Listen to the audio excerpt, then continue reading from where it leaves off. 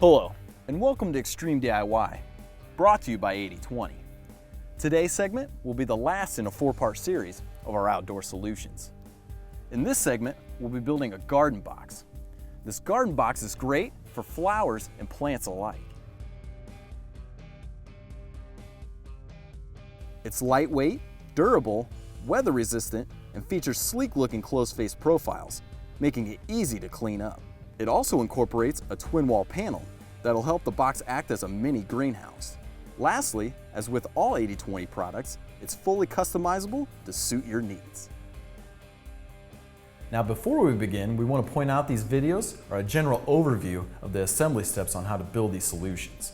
You can download a more in-depth step-by-step guide, design files, and much more for free at 8020.net. That's right.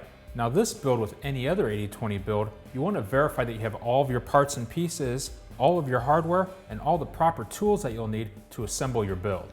Now for this build, we're going to use 3 tools. We're going to use a 1/4 wrench, a 3/16 wrench, and a 5/32 wrench.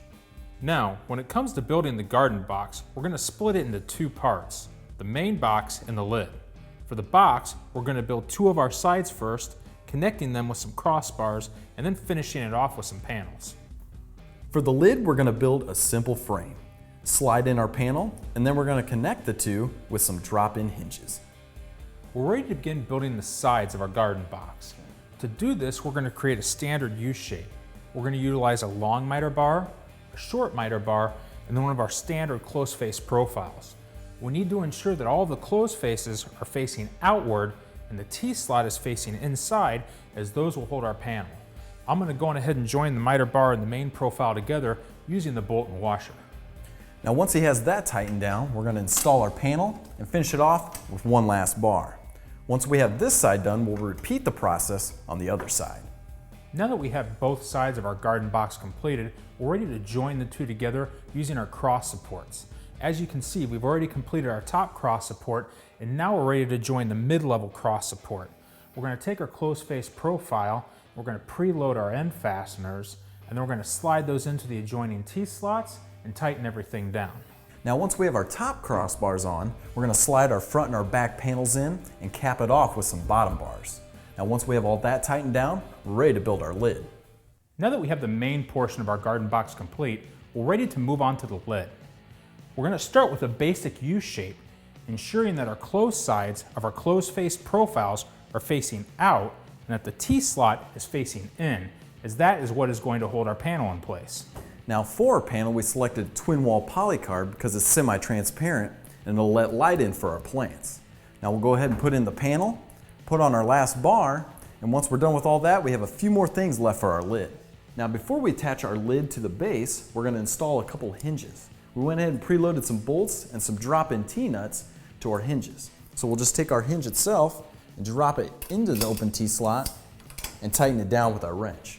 From there, we'll take our lid and our base outside and put them together. So we're ready to join our lid to our base. And to do that, we're going to take the other half of the hinge that's attached to our lid and drop it into the open T-slot of our base using these drop-in T-nuts. So we'll just drop those right in, take our wrench, and tighten them down. Now once we have those tightened down, we have a few more finishing touches and we'll be able to put our garden box to use. So we went ahead and added an arm to our lid to help hold it open. To install it, we went ahead and added a bolt and a T-nut to the side of the lid and then capped off the end with an end cap and a bolt. Now to connect the arm to the base, we're going to use a couple washers, a bolt, and a drop-in T-nut. Next, we'll add a bolt and a drop-in T-nut to the top of the base to help store the arm when it's not in use. As you can see, we have our garden box just about complete. All we're going to do now is add some end caps to the exposed profile ends and some panel gasket to the outside of our panels to cut down on noise and vibration. Well, that about wraps it up for our Outdoor Solutions series. In this series, we took a look at how 80/20 is perfect for outdoor applications.